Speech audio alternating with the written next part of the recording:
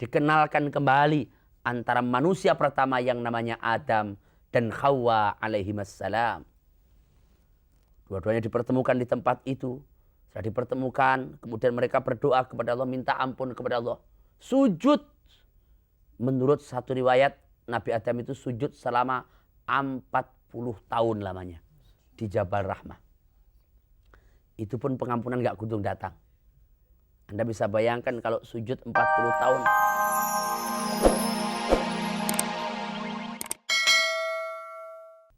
Nah, puasa di bulan suci Ramadan ini terkandung satu hikmah bahwa kita dinasihati lewat puasa ini.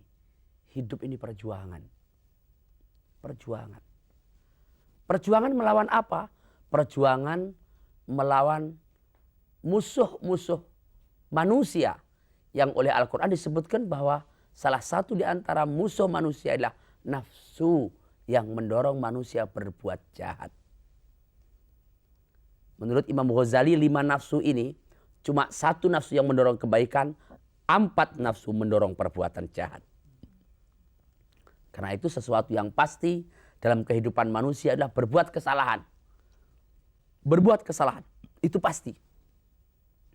Karena itu kalau ada manusia mengatakan, oh saya nggak pernah salah, malah dia salah itu. Nah, ya. Kalau ada manusia melakukan perbuatan salah, wajar namanya juga manusia. Nah, tapi kalau kemudian membiasakan buat salah terus dianggap wajar-wajar terus, ya namanya kurang ajar. Ya. Jadi sekali lagi sesuatu yang pasti dalam kehidupan manusia adalah berbuat salah, berbuat khilaf, berbuat dosa. Jangan kita yang manusia biasa. Nabi Yusuf, seorang nabi, Rasulullah, itu orang yang sudah super pilihan Allah itu. Nabi aja sudah pilihan Allah. Rasul aja sudah pilihan Allah. Super pilihan Allah. Dan Anda bisa bayangkan. Entoh ketika berbicara soal nafsu, apa kata dia dalam surat Yusuf? Innan nafsa la'ammaratum bisu. Berat ya Allah, saya berjuang melawan nafsu saya ini. Berat. Berat dan pada akhirnya kita pasti akan terjerumus melakukan kesalahan. Pak Yai, kenapa manusia itu diberi nafsu oleh Allah Subhanahu wa taala? Kalau ada pertanyaan, kenapa ini menarik nih pertanyaan ini? Mengapa nafsu? Kenapa manusia dikasih nafsu? Oh ya. Kok manusia kok tidak malaikat yang dikasih nafsu? Sebab dalam sebuah firman Allah menyatakan dalam surat Al-Baqarah, dalam surat Al-An'am, Allah menyatakan manusia ini wakil Allah. Loh, wakil Allah kok malah dikasih nafsu? Iya, wakil Allah yang diberi tugas untuk membangun kerajaan Allah, baik kerajaan langit maupun kerajaan bumi. Kalau manusia tidak ada nafsunya, nggak akan dinamis. Lah ya. Karena ada nafsu, maka manusia jadi dinamis, berkembang. Nah, kalau manusia itu menjadi wakil Allah, dia bertugas untuk mengembangkan alam jagat raya ini supaya pembangunan alam jagat ini sesuai dengan sifat Allah yang maha dalam segala-galanya. Kerajaan Allah jangan menjadi kerajaan statis, harus kerajaan yang berkembang. Maka manusia dikasih nafsu.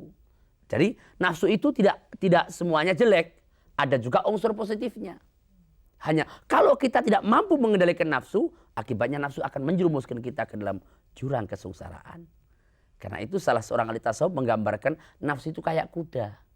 Nah, kuda itu tergantung pada bagaimana jokinya. Kalau jokinya cakep, semakin nakal, semakin bagus, larinya semakin kencang kok. Gitu loh.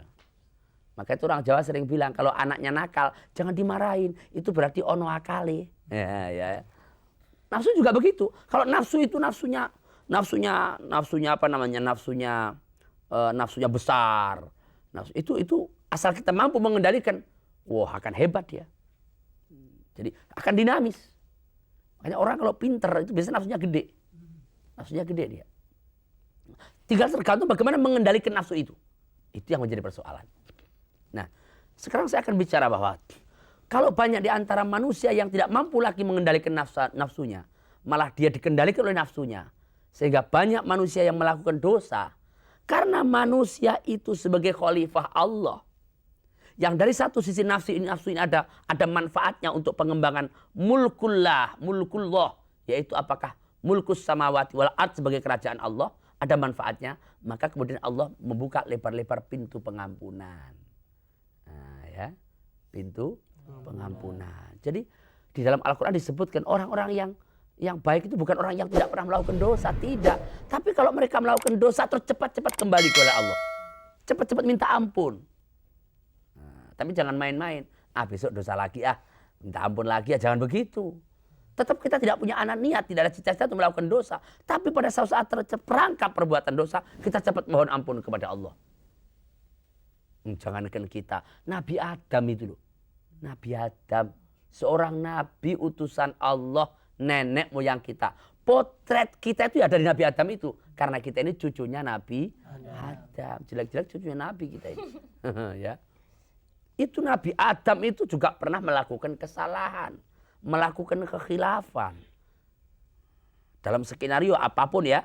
Walaupun mungkin akhirnya Allah memaafkan Nabi Adam. Tapi dalam skenario itu diatur sedemikian rupa. Supaya Adam melakukan kesalahan.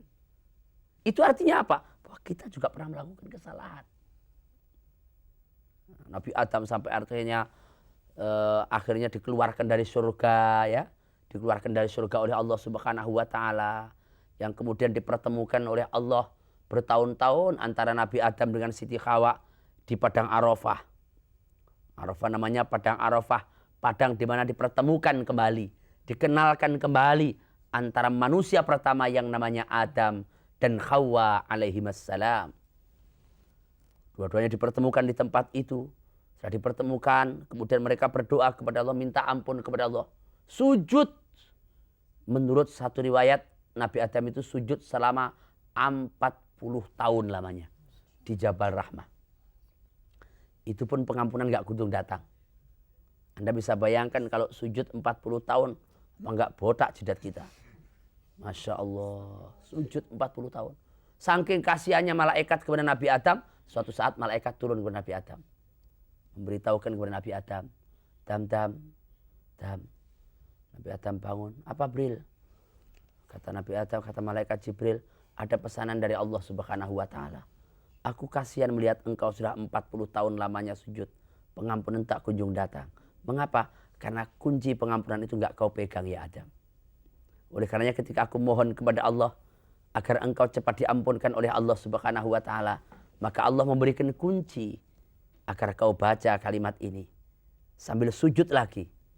Dibacalah kalimat itu sambil sujud seperti dijelaskan dalam surat Al-A'raf ayat 23, yaitu Rabbana dzalamna anfusana wa illam taghfir lana wa tarhamna lanakunanna minal khasirin.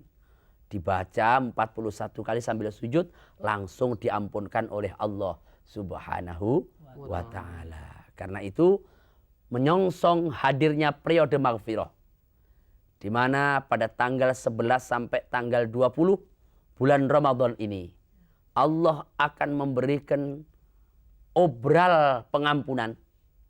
Dosa-dosa yang sulit diampunkan oleh Allah di luar Ramadan, datang bulan Ramadan, malam 11 sampai 20 asal kita mau menangis kepada Allah, meratap kepada Allah, meminta kepada Allah, asal hak itu hak Allah, Allah akan berikan pengampunan di bulan Ramadan itu.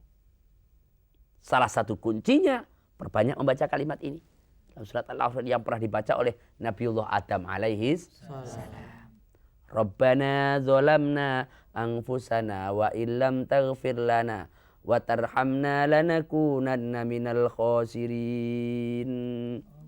Alangkah indahnya kalau di masjid-masjid dipakai pujian kepada Allah sebelum masuk sholat tarawih menjelang tanggal 11 dibaca ini.